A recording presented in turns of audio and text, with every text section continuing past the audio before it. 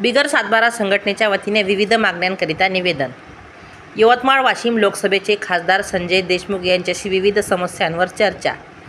प्रतिनिधी विश्वंभर भगत। नमस्कार, मी भाग्यश्री, महाराष्ट्र न्यूज 24 लाईव्हमध्ये आपले स्वागत करते।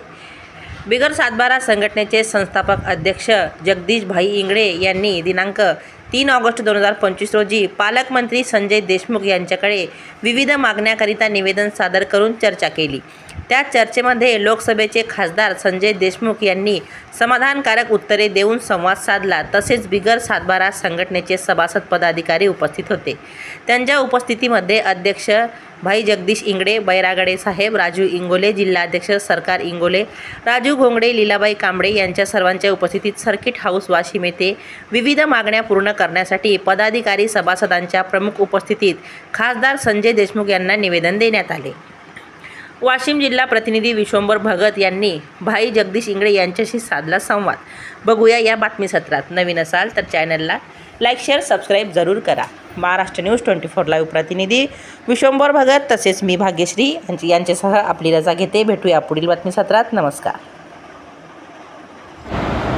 आज वाशिम जिल्ह्यामध्ये जे मागच्या वेळेस भारतीय जनता पार्टीचे माजी खासदार किरीट सोमय्या यांनी अमरावती विभागात दौरा काढून इथे बरेच बांगलादेशी आहेत अशा पद्धतीचा खोटा दावा त्यांनी केला होता। परंतु ते सत्ताधारी पक्षाचे खासदार असल्यामुळं त्यांच्या मागणीची इथलच्या प्रशासनाने दखल घेतली आणि त्या अमरावती जिल्ह्यातील हजारो जन्म प्रमाणपत्र त्याची पडताळणी विना रद्द केलेले पूर्ण तपासणी केली। नंतर एकही दाखला अपात्र ठरलेला नाही। त्यामुळं जर अमरावती विभागात नाही तर वाशिम जिल्ह्यात येण्याचा प्रश्नच नाही।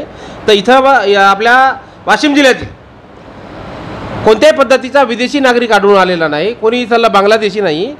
फक्त माजी खासदार, भारतीय जनता पार्टीचे माजी खासदार तो किरीट सोमय्या यांनी ते इथं येऊन सगळ्या वातावरणात ढवळाढवळ करून टाकली आणि ते सगळे नायब तहसीलदार त्यांच्या मागणीप्रमाणे सगळे प्रमाणपत्र रद्द करत आहेत। तर रद्द करत असलेले जे प्रमाणपत्र आहे, ही जी कारवाई आहे ही एकदम बेकायदेशीर आहे, असंविधानिक आहे।